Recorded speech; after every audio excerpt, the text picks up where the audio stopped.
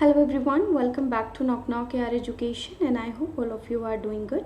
So we have covered a lot of portion in IC course.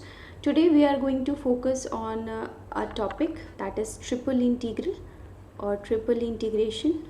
Okay, so initially we will try to understand how do we solve triple integration, but the point is that all of you already know about how to solve triple integration, because we have understood how to solve a double integration. And if you know how to solve a double integration, the similar logics we are going to apply in the triple integration. Fine. Okay, so a triple integration is given by like this: f of x y z dx dy dz. That means you have to integrate a function f, and the limits will be given to you definitely. So in this case also, what you will do, that suppose you have been given the limits of x y z in terms of real numbers, right? So what we have done in double integration, during double integration, what we have seen that if limits of both the variables were given in terms of real numbers, you can integrate with respect to any variable which you want. And if you are integrating with respect to x, you were treating y as a constant, and if you were integrating with respect to y, you were treating x as a constant. Once we understood the double integration, the similar logics you will be using here, that if the limits of x, y and z are given in terms of the real numbers, then it's up to you. You want to integrate f with respect to x, then you can integrate with respect to x, treating y and z as a constant. If you want to integrate with respect to y, you can do that also. Okay, but again, the conclusion of the story is that if you are integrating with respect to x, you will be treating y and z as a constant. If you are integrating with respect to y, you will be treating x and z as a constant. And if you are integrating with respect to z, you will be treating x and y as a constant. The overall the conclusion is going to be like this. So let's get started with the questions, because with the help of questions we will be understanding this.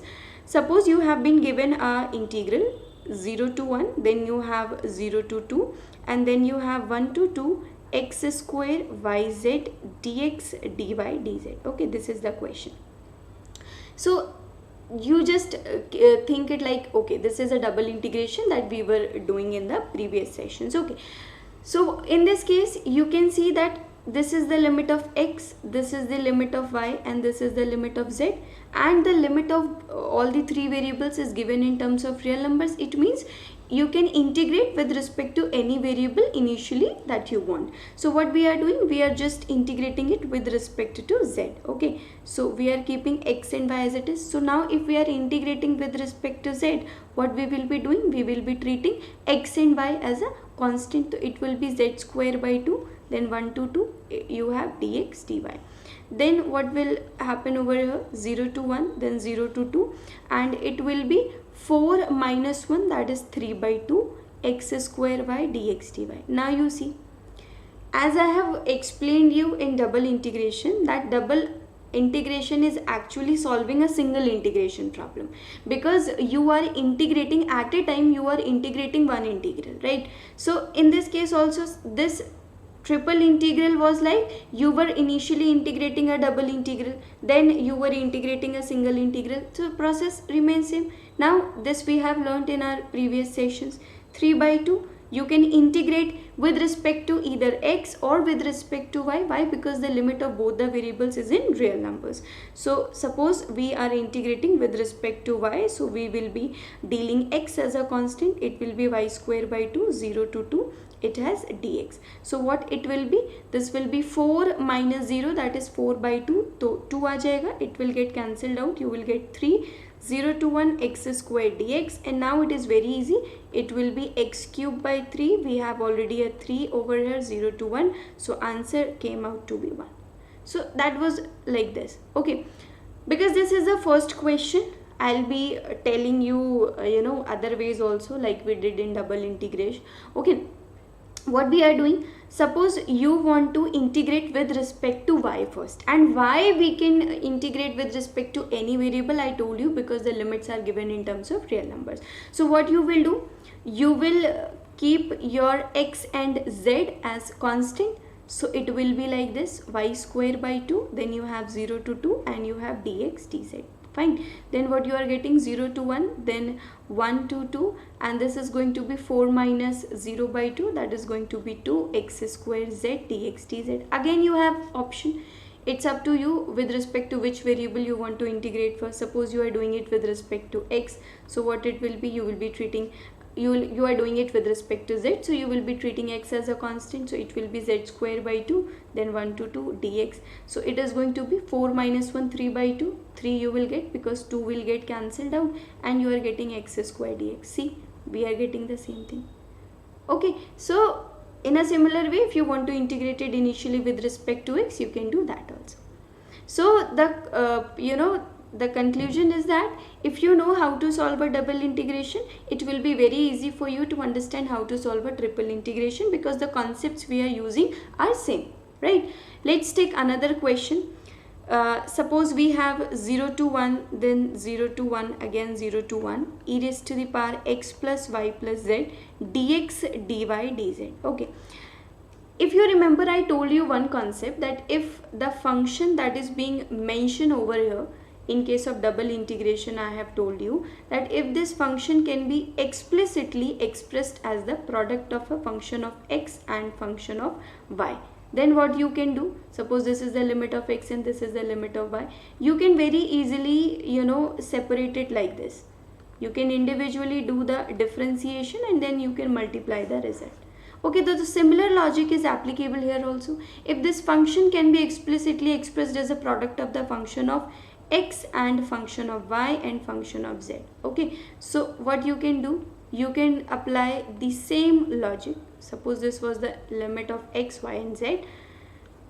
So what you will be doing, you will be integrating x, g of x with respect to x, then you will be integrating h of y with respect to y, and then you will be integrating k of z with respect to z, and then you can multiply the individual results. Okay, so you can do it in the first question also, because here also the same thing is applicable. So see what we can do here. We wrote it down like this. How? 0 to 1, then x square dx, then we can write it down 0 to 2 y dy, and then 1 to 2 z dz. Okay, so it will be x cube by 3 from 0 to 1, then it will be your y square by 2, 0 to 1, it will be your z square by 2 from 1 to 2. So this is 1 by 3, this is 1 by 2, and here what we are getting is, if you see here, 1 by 3 is going to be limit, here you will get 1 by 2, and in this case it is going to be what? 4 minus 1. Okay, this is going to be 4 minus 1, that is your 3 by 2. So you are getting answer like this. But see here, there if you see here, the answer that you are getting is what? 3 will get cancelled out. So if you can cancel out this 3, okay, here what is happening is, you will be getting what? The limit of y is from 0 to 2. Okay, this is a problem. So this is going to be what? 4. Answer came out to be what? 1. Okay, so this is the answer for this question. So what I want to tell you is that whatever concepts you have learned in double integration, you can apply it here. Okay, so let's move to this question that we were discussing right now. In this case also, you can do it either like integrated initially with respect to z, treating x and y as a constant, or you can see that this can be expressed like this. So what we will be doing, e raised to the power x dx, integration from 0 to 1, then 0 to 1 e raised to the power y dy, then 0 to 1 e raised to the power z dz. Fine. So now you can get the answer. So whatever concepts you learn there, you can apply it here. But these are the very simple questions, okay, as you know. And the logic that also is going to be same over here, because what I told you over double integration is that, suppose the limit of x is in terms of real number and the limit of y is in terms of x. Okay, so here you do not have that option that you can integrate with respect to any variable. Here you are restricted. You have to integrate initially with respect to y, and then you can integrate it with respect to x. Fine. Similar case can also be seen over here, like you have this kind of integration. Suppose here you have dy dx, and then you have the limit of y in terms of real number and the limit of x is in terms of y. So here also you don't have the option of freely integrating with respect to any variable you want. You are restricted over here. You have to integrate initially with respect to x, and then you can do it with respect to y. So the same things are going to be in triple integration also. Okay, suppose if the limit of any of the variable is given in terms of another two variables, then you have to integrate with respect to that variable. Okay, so we will be solving these questions, one or two questions, to understand the concept. So the question number 1 that we will be doing is, today we will try to understand the basic concept of triple integration. Suppose the question that we have is 0 to 1, then we have from y square to 1, then from 0 to 1 minus x, and we have x dy dx and dz.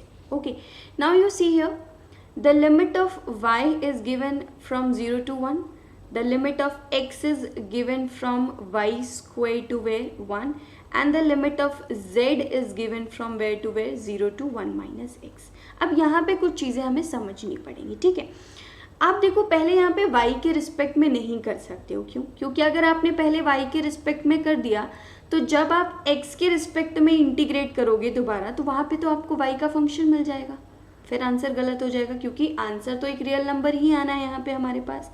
Then अगर आप सोचो कि यहाँ पे हम पहले किसी और वेरिएबल के रिस्पेक्ट में कर दें, तो वो आपको देखना पड़ेगा, ठीक है। अब आप पहले यहाँ पे x के रिस्पेक्ट में भी नहीं कर सकते हो, जैसे y के रिस्पेक्ट में नहीं कर सकते वैसे x के रिस्पेक्ट में नहीं कर सकते हो। क्यों? क्योंकि जब आप z के रिस्पेक्ट में बाद में करोगे तो वहाँ पे देखो फिर से आप लिमिट लगाओगे तो x का फंक्शन आ जाएगा, और आप तो पहले ही x के रिस्पेक्ट में कर चुके होगे, तो फिर आंसर गलत हो जाएगा।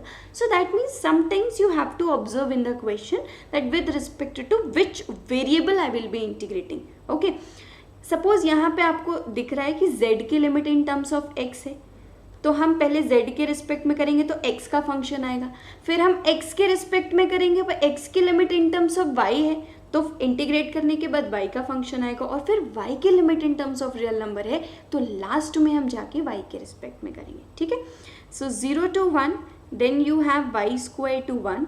अब देखो z के रिस्पेक्ट में करना है, concept is going to be same, we will be treating x and y as constant, तो ये क्या मिलेगा z from 0 to 1 minus x, and then you will be having dy dx. So now what we are getting 0 to 1, then we are getting y square to 1, और यहाँ पे x 1 minus x आएगा तो वो मल्टीप्लाई करके हमको ये मिल जाएगा। अब हमें किसके रिस्पेक्ट में करना है? ऑब्वियसली हमें x के रिस्पेक्ट में करना पड़ेगा, क्योंकि x की limit in terms of y है, डबल इंटीग्रेशन आता है ये सबको। x square by 2, this is x cube by 3, and ये आएगा y square to 1, then we have dy। अब लिमिट लगाते हैं 0 to 1, पहले जब हम लिमिट लगाएंगे y स्क्वायर के पास तो 1 minus Y to the power 4 मिलेगा, फिर क्या मिलेगा हमें अगेन 1 माइनस और ये y raise to the power 6 by 3 मिल जाएगा, and this is dy. Okay, so now I am not solving this further, because I think after taking so many sessions on integral calculus, all of you are that much have maturity that you can solve this question now. Okay, this is very simple, this is a single integration, even you have solved it in class 12th also, right? So this is first question where the limit of one variable is given in terms of another variable. Then I am giving you one more question. Suppose we have 0 to 1, then we have from 0 to 1 minus x, then from 0 to 1 minus x minus y, then we have x, y, z, dx, dy, dz. अब यहाँ पे देखो z की limit in terms of X Y है, y की limit in terms of x है, और x की लिमिट रियल नंबर्स है। सो अगेन हमारे पास वो ऑप्शन नहीं है कि हम किसी भी वेरिएबल के रिस्पेक्ट में क्या कर ले, इंटीग्रेट कर ले। हमारे पास अब रिस्ट्रिक्शन है, हमको पहले z के रिस्पेक्ट में ही करना पड़ेगा। तो जैसे हमने डबल इंटीग्रेशन में सॉल्व किया बिल्कुल वैसे ही करेंगे, x और y को एज अ कांस्टेंट की तरह डील करेंगे, और फिर यहाँ पे हम क्या कर देंगे, लिमिट्स लगा देंगे। तो अब क्या मिलने वाला है 0 to 1, then 0 to 1 minus x, and then what we have x by 2 y, and this is going to be 1 minus x whole square dx dy. Now what we have to do, we have to integrate with respect to y. So now we will be dealing x as a constant, तो इसको अब हमने ऐसा रख दिया, और ये क्या बनेगा y square by 2 from 0 to 1 minus x again. Okay, this was okay, just wait, the limit was something else, fine. So what was the limit? The limit was from 0 to 1 minus x minus y. So here we will be getting like this. This is your dx dy. Okay, now what you will do in this step, already you know these kind of questions, how to solve them.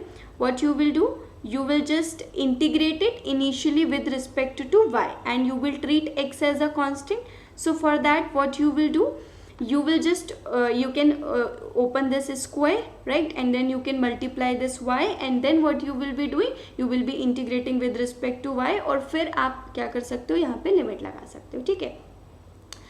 अब for the time being ये मैं आपको as a homework दे रही हूँ solve करने के लिए. आप में से कुछ बच्चे नहीं भी करेंगे, उनको लगेगा this is quite lengthy and इतना लेंदी क्वेश्चन नहीं आता है. बट आप प्रीवियस ईयर क्वेश्चंस को ज़रा देखो, स्पेशली लास्ट 2 years 3 years के. You will see that section C जो है वो बहुत कैलकुलेटिव आ रहा है. कैलकुलेशन आपको करनी पड़ेगी, टाइम लग रहा है वहाँ पे, राइट. मतलब ऐसा मत देखो कि कैलकुलेशन ज़्यादा हो रही है तो ओके, आपने खुद से ही डिसाइड कर लिया कि एग्जाम में नहीं पूछा जाएगा. It will be asked in the exam. Previous years के क्वेश्चन पेपर्स उठा के देखो, you will be seeing section C में बहुत लेंदी क्वेश्चंस पूछे जा रहे हैं. So you should have a practice of solving such kind of questions. But for the time being जो मैंने आपको डबल इंटीग्रेशन में सिखाया है, आप उसकी हेल्प से इसको सॉल्व करोगे. थोड़ा टाइम लगेगा बट आंसर आ जाएगा. बट अगर फिर भी प्रॉब्लम आती है देन डोंट वरी. जैसे ही सारे टॉपिक फिनिश हो जाएंगे, जैसे अभी आज की क्लास में मैं वॉल्यूम भी पढ़ाऊंगी आपको, वॉल्यूम फिनिश हो जाएगा, देन सरफेस एरिया फिनिश हो जाएगा, मैं आपकी 1-2 क्लास और लूँगी जहाँ पे मैं ट्रिक्स एंड टिप्स जैसे कुछ सेशंस लूँगी. And what I will be doing over there, कुछ चीज़ें हैं जो एज सच सिलेबस में मेंशन नहीं है, but actually they help us in exam a lot. Okay, they help us in solving the questions within a very short span of time. They save our time and that we can utilize in the questions in section A and section B. Okay, but that session will be at the end of the course, so you have to wait for that session. Till then you can solve this question by the way we have understood in double integration. Okay, so I hope अब ये questions आपको समझ आ गए होंगे. इन questions पे और time देना is going to be wasting our time, because ultimately हम डबल इंटीग्रेशन की ही सारी चीज़ें अप्लाई कर रहे हैं. तो अगर आपको डबल इंटीग्रेशन आ गया, आई होप आप सभी लोग जो भी इस लेक्चर को देख रहे हैं उनके लिए भी ये बहुत आसान होगा, क्योंकि अब आपको डबल इंटीग्रेशन आता है तो सेम चीज़ को आप एक्सटेंड कर सकते हो 2, 3 वेरिएबल पे, 4 वेरिएबल पे, 5 वेरिएबल पे, right. Similar concept you can extend it, generalize कर सकते हो. Now what we have to understand, double integration में अगर आपको याद हो हमने पढ़ा था डोमेन स्पेसिफिक क्वेश्चंस, राइट. मतलब यहाँ पे क्या हो रहा था, पहले हमको लिमिट्स गिवन थी बट अब हमको लिमिट्स नहीं दी जा रही थी, और लिमिट्स हम लोग क्या कर रहे थे, हम लोग लिमिट्स को खुद इवैल्यूएट कर रहे थे. सेम चीज़ ट्रिपल इंटीग्रेशन में भी है. क्या होगा, आपको एक बोल दिया जाएगा कि ये डोमेन है, इस डोमेन पे आपको इस 3 वेरिएबल के फंक्शन को क्या करना है, इंटीग्रेट करना है. और उस वक्त क्या होगा आपके पास, कि आपके पास लिमिट्स नहीं होंगी, आपको उस डोमेन को देख के लिमिट्स को फाइंड आउट करना होगा. ठीक है, तो उसके कुछ क्वेश्चंस देखते हैं, बहुत बेसिक चीज़ें हैं. वॉल्यूम पे इतना ज़्यादा आपको टाइम देने की ज़रूरत नहीं है. मैंने बोला ना, if you are preparing for any competitive exam, क्या पढ़ना है उससे ज़्यादा इम्पॉर्टेंट है कि आपको कितना पढ़ना है, राइट. क्या पढ़ना है वो तो आपको सिलेबस देख के समझ आ ही जाएगा, बट कितना पढ़ना है this is very important. Question papers को ऑब्जर्व करो जो पहले आ चुके हैं, तो you will get an idea कि किस टॉपिक पे हमें ज़्यादा फोकस करना है, किस पे नहीं करना है, राइट. वॉल्यूम का जो क्वेश्चन आता है बहुत सिंपल आता है, बस triple integral dx dy dz, limit लगा दो, आंसर आ गया. जहाँ पे आपको फोकस करना है वो मैं ऑलरेडी आपको बता चुकी हूँ. जैसे आपको लेबनीज रूल पढ़ना है, देन आपको पोलर फॉर्म पढ़ना है, change of order of integration पढ़ना है, एरिया पढ़ना है, ये सारी चीज़ें आपको पढ़नी है, यहाँ ज़्यादा फोकस करना है. वॉल्यूम का एक क्वेश्चन आएगा वो आपसे ईजिली लग जाएगा. ठीक है. और अगर आपने देखा हो, मैंने एक ट्रिपल इंटीग्रेशन का क्वेश्चन भी आप लोगों को दिया है, शायद क्वेश्चन ऑफ द डे में डाला है. तो आप क्वेश्चन ऑफ द डे की जो सीरीज़ चल रही है उसके क्वेश्चंस भी करो, क्योंकि क्या होता है कुछ क्वेश्चंस मैं देती हूँ अलग से, बट जैसे कोई टॉपिक चल रहा है तो मैं क्वेश्चन ऑफ द डे में उसी का टॉपिक डाल देती हूँ, तो आप उसको भी देखते रहो. ठीक है. सो अब हम कुछ क्वेश्चंस देखते हैं जहाँ पे हमको लिमिट जो है वो गिवन नहीं होगी, हमें खुद निकालनी पड़ेगी. ठीक है. तो सपोज क्या हो कि आपके पास बोला गया हो कि एक फंक्शन दे रखा है f of x y z. ठीक है, यहाँ पे आएगा dx dy dz और एक डोमेन दे दिया और बोला जाए कि इस डोमेन पे आपको इस फंक्शन को इंटीग्रेट करना है, तो आपको लिमिट्स निकालनी है। ठीक है, तो सपोज आपके पास डोमेन कुछ ऐसा दे दिया जाए कि आपको बोल दिया जाए कि x greater than equal to 0, मतलब पॉजिटिव ऑक्टेंट की बात करें वो, और फिर बोल दिया जाए कि x plus Y plus Z less than equals to 1। For the time being ये क्वेश्चन आपको डिफ़िकल्ट लगेंगे। मैं आपको जो तरीके बताऊंगी आगे जाके, उनमें आपको लिमिट्स वगैरह ऐसे निकालनी ही नहीं है, आपको डायरेक्ट आंसर निकालना है, बट उन सेशंस के लिए थोड़ा सा आपको वेट करना पड़ेगा। तो यहाँ पे बहुत सिंपल है, आपको क्या करना है, आपको देखना है z कहाँ से शुरू हो रहा है और कहाँ पे एंड हो रहा है। ठीक है, so if you will see z is greater than equals to 0, so मतलब लोअर लिमिट जो होगी z की वो क्या होने वाली, ऑब्वियसली 0। और आप हमेशा क्या करो कि जो भी आपको सरफेस दी हुई है उससे आप इक्वेशन की हेल्प से लिमिट्स निकालो। तो ये दिख गया आपको, ऐसा बन गया। ठीक है, तो आपके पास z की तो आ गई लिमिट। अब क्या होता है, अब हमें जब एक्स वाई की लिमिट चाहिए होती है तो हम इसका प्रोजेक्शन देखते हैं एक्स वाई प्लेन पे। अब ये काम देखो आप रिवर्स भी कर सकते हो, मतलब आप पहले y की लिमिट रख दो 0 से 1 माइनस एक्स माइनस जेड, और फिर आपको x और z के रिस्पेक्ट में सॉल्व करना है, तो आप प्रोजेक्शन जो है गिवन सरफेस का एक्स जेड प्लेन पे ले लो। But the point is that we are more comfortable, even you people are also more comfortable in solving anything in x y plane. Variables interchange हो जाते हैं तो आपको प्रॉब्लम हो जाती है, इसलिए मैं भी प्रोजेक्शन एक्स वाई प्लेन पे ही लेके आपको बता रही हूँ। ठीक है, अब जब आप इसका प्रोजेक्शन लोगे एक्स वाई प्लेन पे तो वो क्या होगा, अभी के लिए इतना समझ लो, अगर वेक्टर कैलकुलस का कोर्स होता तो मैं प्रोजेक्शन वगैरह आपको बहुत अच्छे से समझाती, बट अब क्योंकि वो सिलेबस से हट गया है, तो प्रोजेक्शन अगर एक्स वाई प्लेन पे लेना है तो z को 0 रख दो, तो फिर आपको क्या मिलेगा, x plus Y less than equals to 1। ठीक है, और फिर ये चीज़ें तो है ही साथ में जो कि हमको दिख रही हैं। अब आप अगर इसको ड्रॉ करोगे तो देखो ये रीजन बन रहा है ना, और ऐसा नहीं लगता ये तो डबल इंटीग्रल का प्रॉब्लम हो गया अब तो। और हमको तो इसकी लिमिट निकालनी पता ही है, हम या तो स्ट्रिप ड्रॉ कर देंगे ऐसा कुछ, या स्ट्रिप हम ऐसा कुछ ड्रॉ कर देंगे और लिमिट निकाल लेंगे। ठीक, एक तो ये तरीका है। दूसरा तरीका क्या है, डायरेक्ट इक्वेशन की हेल्प ले लो। इतनी तो समझ है कि हाँ भाई दिख रहा है फर्स्ट क्वाड्रेंट में रीजन बनेगा क्या, y 0 से कहाँ जाएगा, इससे निकाल लो, y 1 माइनस एक्स, तो 0 to 1 माइनस एक्स, और फिर जब y को फाइनली यहाँ 0 कर दोगे तो x क्या आ जाएगा 1, तो x की लिमिट क्या आ जाएगी 0 to 1। तो ऐसे कुछ करके हम लिमिट्स जो हैं वो निकाल लेते हैं। ठीक है, आज के सेशन में हम बस देखेंगे कि लिमिट्स कैसे निकालते हैं। कल वाले सेशन में पूरा हम वॉल्यूम पढ़ेंगे, तो वॉल्यूम पे आई विल बी एक्सप्लेनिंग यू कैसे हम बेसिकली लिमिट्स लगाएंगे, देन उसको सॉल्व करेंगे। कल के ही सेशन में पूरे प्रीवियस ईयर क्वेश्चंस भी करा दूंगी related to volume, and you will see कि क्वेश्चंस बहुत सिंपल आते हैं, एज सच कुछ बहुत डिफिकल्ट है नहीं, क्योंकि उनको पता है कि 3D में वो बहुत डिफिकल्ट सरफेस नहीं दे सकते। ठीक है, मतलब जो रीजन बन रहा है जिसका वॉल्यूम निकालना है वो बहुत डिफिकल्ट नहीं देंगे, क्योंकि 3D पे विजुअलाइज नहीं कर सकते हम लोग, ड्रॉ कर पाना मुश्किल है, तो बहुत सिंपल सा क्वेश्चन देते हैं। ठीक है, सपोज यहीं पे अगर आपको दिया होता कि ये स्फेयर दिया हुआ है X square plus Y square plus Z square is equal to 1, अब इस स्फेयर पे आपको ये सॉल्व करना है, तो मैंने बोला ना आपको क्या करना है, एक तो तरीका ये है कि आप ड्रॉ करके भाई देख लो, तो आपको पता है जब आप ड्रॉ करोगे तो 3D में अगर एक स्फेयर देखोगे तो वो ऐसा बनेगा।